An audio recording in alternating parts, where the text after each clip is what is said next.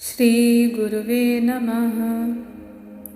नमस्कार दोस्तों, क्या आपने कभी सोचा है हम रोज़ गायत्री मंत्र का जाप करते हैं, लेकिन क्या हम वास्तव में जानते हैं कि इस मंत्र में मांगा क्या जा रहा है?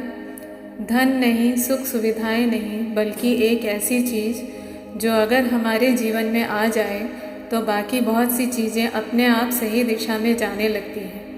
वह है सद्बुद्धि। पिछले एपिसोड में हमने जाना कि गायत्री मंत्र को वेद माता क्यों कहा जाता है। आज हम एक कदम और आगे बढ़ेंगे और समझेंगे गायत्री मंत्र को शुभ शक्तियों का स्रोत क्यों माना जाता है और आखिर यह हमारे जीवन में क्या बदल सकता है। सबसे पहले समझिए मंत्र की सबसे महत्वपूर्ण प्रार्थना। गायत्री मंत्र के अंत में आता है धियो यो नः प्रचोदयात्। अर्थ है, हे परम प्रकाश, हमारी बुद्धि को सन्मार्ग की ओर प्रेरित कीजिए।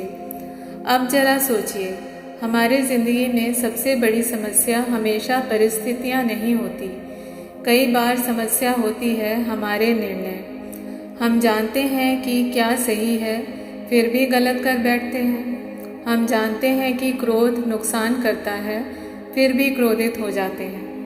हम जानते हैं कि नकारात्मक सोच हमें कमज़ोर करती है, फिर भी उसी सोच में फंसे रहते हैं। तो अगर हमारी बुद्धि सही दिशा पहचानने लगे तो क्या हमारा जीवन बदल सकता है? यही वह जगह है जहाँ गायत्री साधना को समझना शुरू किया जा सकता है। गायत्री बाहर से ज़्यादा भीतर काम करती है।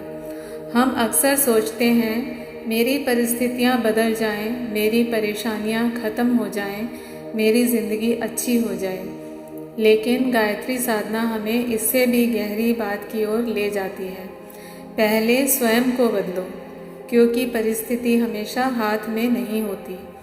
लेकिन हम परिस्थिति को किस नज़र से देखते हैं, क्या निर्णय लेते हैं, कैसे प्रतिक्रिया करते हैं, यह बहुत हद तक हमारे अपने हाथ में होता है।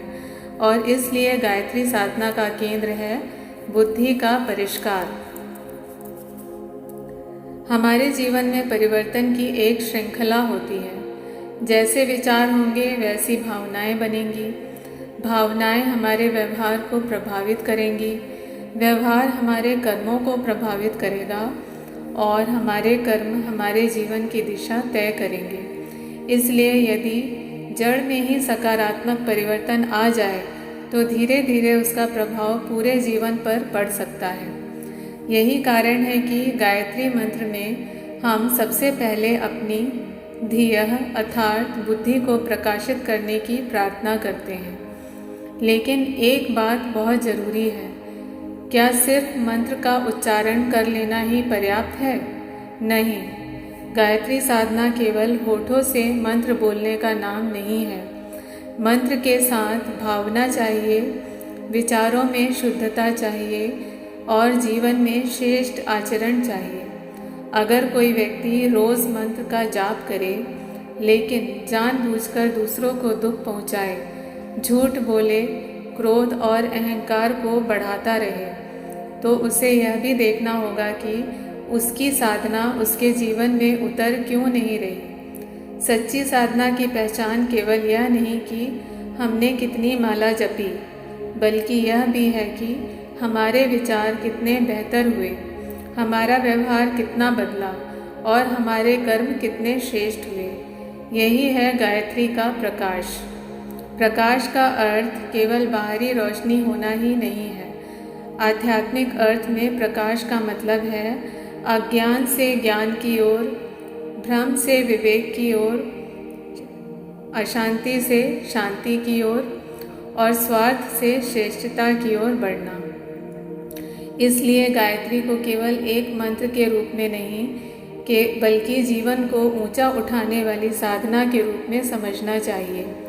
और शायद यही सबसे खूबसूरत बात है। गायत्री हमसे यह नहीं कहती कि दुनिया पहले बदलो, वह हमें प्रेरणा देती है अपने भीतर का प्रकाश जगाओ, क्योंकि जब भीतर का प्रकाश बढ़ता है तो हमें वही दुनिया भी कुछ अलग दिखाई देने लगती है। लेकिन कहानी अभी पूरी नहीं हुई। अब सवाल उठता है, आखिर गायत्री मंत्र के 24 अक्षरों में ऐसा क्या विशेष है? क्या इन 24 अक्षरों का कोई गहरा आध्यात्मिक अर्थ है? क्या प्रत्येक अक्षर किसी विशेष शक्ति या चेतना से जुड़ा हुआ माना गया है? और ऋषियों ने गायत्री मंत्र को ही इतना महत्वपूर्ण स्थान क्यों दिया? इन सवालों के जवाब हमें गायत्री मंत्र को केवल एक प्रार्थना नहीं बल्कि एक गहन साधना पद्धति के रूप में समझने में मदद करेंगे। इसलिए अगले एपिसोड में हम जानेंगे गायत्री मंत्र के 24 अक्षरों का रहस्य और उनका आध्यात्मिक महत्व। अगर आप गायत्री मंत्र को सिर्फ जपना नहीं बल्कि समझना चाहते हैं तो इस श्रृंखला को अंत तक जरूर देखिए। ओम भूर्भुवः स्वः। नमस्कार।